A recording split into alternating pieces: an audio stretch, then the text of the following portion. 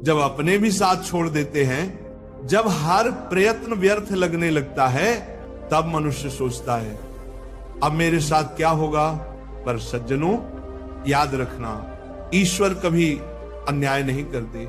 जब मनुष्य का बुरा वक्त आता है तो उसके साथ ईश्वर की परीक्षा भी आती है, और जब अच्छा वक्त आने वाला होता है तो भगवान पहले से संकेत भेजने लगते हैं। हाँ प्यारे भक्तों, संकेत जो बताते हैं कि अब तुम्हारे भाग्य का द्वार खुलने वाला है, अब तुम्हारी किस्मत मुस्कुराने वाली है, अब तुम्हारा समय पलटने वाला है। आइए जानते हैं वे 7 संकेत जो बताते हैं कि भगवान तुम्हारे जीवन में शुभ परिवर्तन लाने वाले हैं। पहला संकेत, ब्रह्म मुहूर्त में नींद खुलना।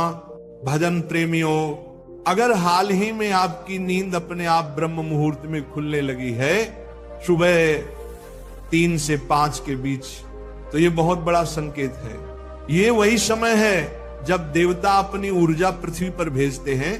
जब आपकी आंख इस समय खुलने लगे तो समझ लेना ईश्वर स्वयं तुम्हें बुला रहे हैं, कह रहे हैं उठो मेरे बच्चे, अब तुम्हारे जीवन में नया अध्याय लिखने का समय आ गया है। दूसरा संकेत, बिना कारण प्रसन्न होना। कभी कभी ऐसा होता है ना बेटा कि बिना किसी कारण अचानक मन बहुत प्रसन्न हो जाता है, मन नाचने लगता है, हृदय हल्का महसूस होता है। तब जान लेना ये कोई साधारण बात नहीं है, ये ईश्वर का आंतरिक संकेत है। जब आत्मा ईश्वर के स्पर्श को अनुभव करती है तो मन अपने आप प्रफुल्लित हो उठता है। इसलिए यदि ऐसा हो रहा है तो समझ लेना प्रभु तुम्हारे द्वार पर आ चुके हैं। तीसरा संकेत, गौ माता और पक्षियों का आगमन। प्रेमी आत्माओं, यदि आपके घर के आसपास गौ माता बार बार आ रही हैं या पक्षी आपके आंगन में घोंसले बनाने लगे हैं, तो ये बहुत ही शुभ संकेत है। गाय में स्वयं देवत्व का वास है और पक्षियों की चहचहाहट ईश्वर की प्रसन्नता का प्रतीक है। जब सृष्टि के ये प्राणी आपके घर में आने लगे तो जान लो अब ईश्वर ने आपके द्वार लक्ष्मी को भेजने की तैयारी कर दी है। चौथा संकेत, शिशुओं की मुस्कान। सज्जनों, शास्त्र कहते हैं बालक मुख में भगवान का वास होता है। यदि कोई शिशु आपको देखकर अचानक मुस्कुरा देता है या आपकी ओर देखकर हाथ जोड़ता है तो समझ लेना ईश्वर तुम्हें अपने माध्यम से आशीर्वाद दे रहे हैं। ये संकेत है कि तुम्हारे कर्मों का भार हल्का हुआ है, अब तुम्हारे जीवन में आनंद आने वाला है। पांचवा संकेत, स्वप्न में पवित्र ध्वनियां सुनना। यदि स्वप्न में आपको मंदिर की घंटियां सुनाई दे, मंत्रोच्चारण सुनाई दे, शंख की ध्वनि या भगवान का नाम गूंजे, तो बेटा ये बहुत शुभ संकेत है। ये आत्मा के शुद्ध होने का प्रतीक है।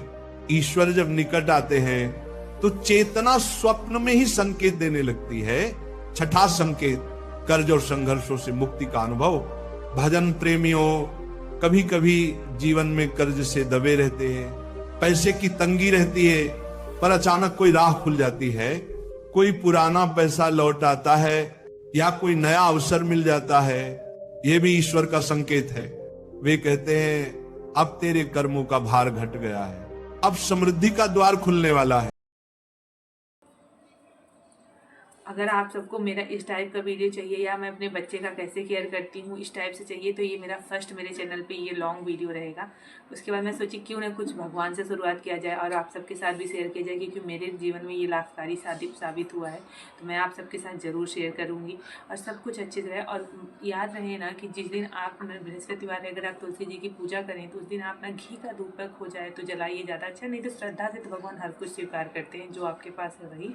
तो उसमें थोड़ी हल्दी डाल दीजिए, हल्दी जरूर डालिए बृहस्पतिवार के दिन दीपक में, तो आपकी सारी मनोकामना पूर्ण होगी। मुझे तो बहुत लाभ हुआ। मैं हाँ, ये है कि आपको विश्वास रखना पड़ेगा। ये नहीं कि हम 2 बार 4 बार या एक हफ्ते पूजा किए तो मेरा सब काम पूरा हो जाएगा, ऐसा नहीं है। आपको इसके लिए बहुत धैर्य रखना पड़ेगा, भगवान पर विश्वास रखनी पड़ेगी और अपनी श्रद्धा पे, अपनी आस्था पे। जय हो तुलसी माता, जय सभी देवी की, जय गौ माता की।